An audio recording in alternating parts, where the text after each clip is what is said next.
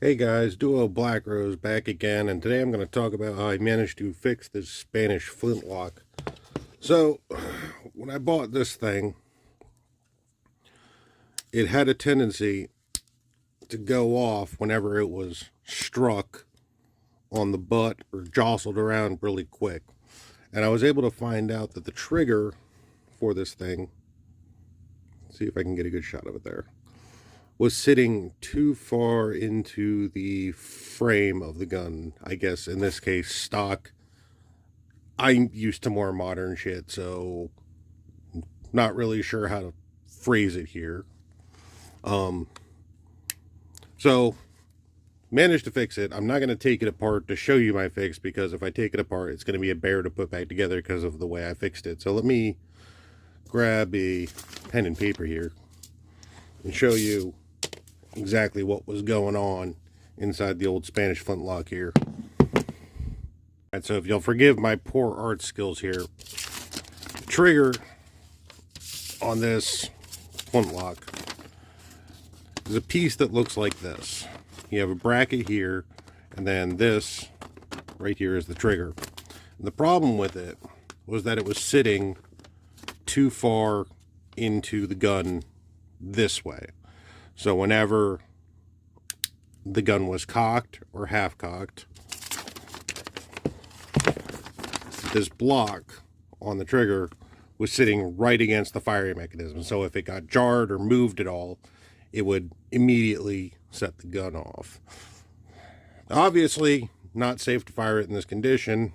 I paid $50 for this thing, so I wanted to see how cheaply I could fix it. And I managed to fix it with this piece of wood right here. No, don't mind the fucking shirt change.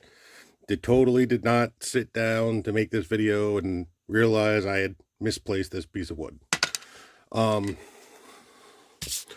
So what's going on in this gun is that there's a screw on the top right here, and that screw there, see it? That screw goes all the way through the gun and screws into the trigger right here.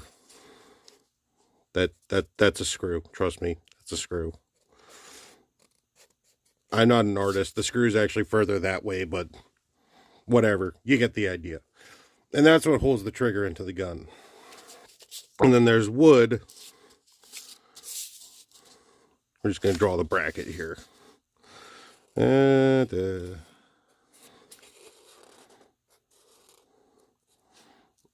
so that's the bracket. Now, there's supposed to be wood here and here. And the screw and here. Hold on a sec. Sorry about that. Roommates wanted to chat. Anyway, where were we?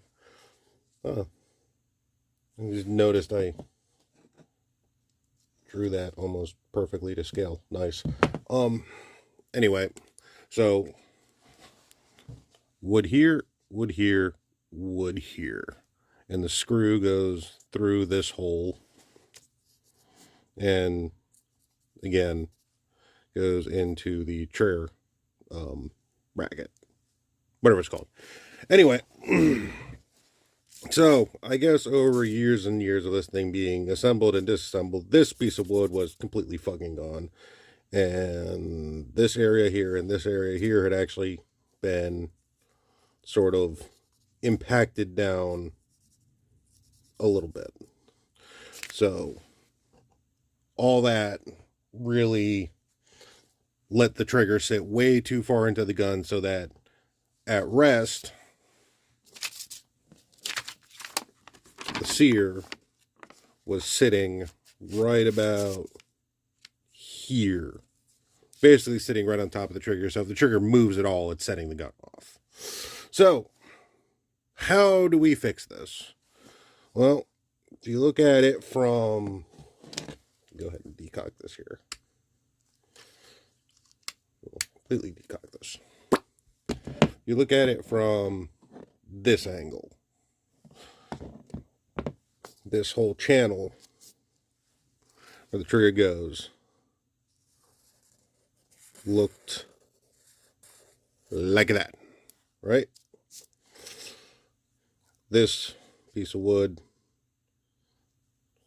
here, this piece of wood in the front here, there's a hole here, and there's a little bit of wood here, and then this void right here is where the trigger goes. And then the sear mechanism comes in from the side of the gun and sits right about there. Actually, a little bit more forward. Ignore this. This part, not kind of to scale. Never mind. Anyway, so what I did was I took 2 sections of this, about yay long. This piece of wood was actually wider than the channel. So I inserted them there and there. So here and here. And it wasn't really that simple. Because this was actually cut with rounded corners like that. So I actually had to go in with a Dremel and then cut this area out in there, cut that out, and then I actually had to Dremel back down a little bit to give the width of this, the width this way, room to fit, because it was actually impacting on the trigger. So I did that, and I also inserted a washer up here because I couldn't actually do any fixing of that area. It was too small.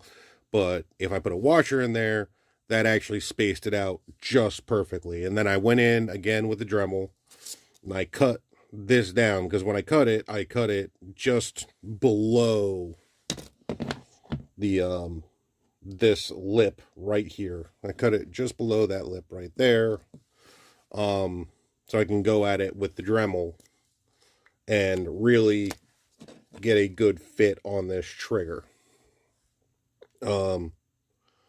So that was that. And actually, by happy coincidence, this was actually a little too wide for that channel as it is. So I actually had to sand this section down to get it to fit in there in the first place.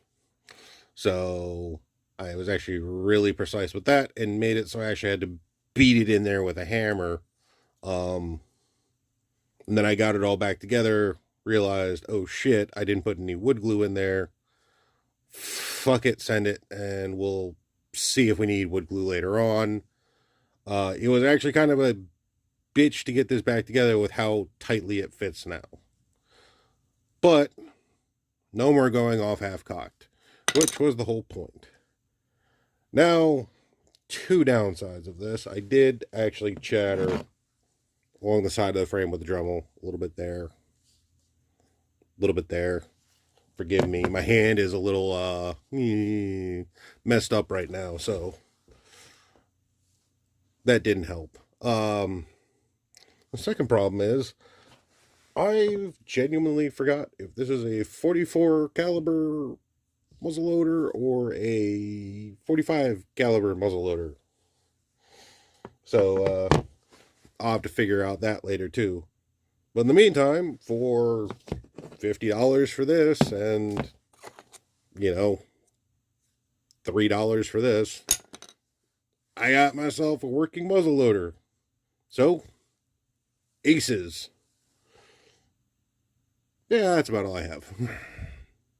Okay, I lied. I wasn't done. A couple last things I want to say. And yes, we are going with the skull mask. I know it's overplayed, but yeah, it's what I got. So, this little piece of wood, I got this from Home Depot. This is red oak. Best I could find, without having to go to a million stores. I think this trimming. And the washer that I put in here right about there wasn't a regular washer. It was a lock washer that I actually bent, so it actually jammed into the wood there, so it actually wouldn't go anywhere as I was putting everything back together. I am not a professional gunsmith. I do this shit for fun. So don't take this as a tutorial on what to do in this sort of situation. This is just what I did.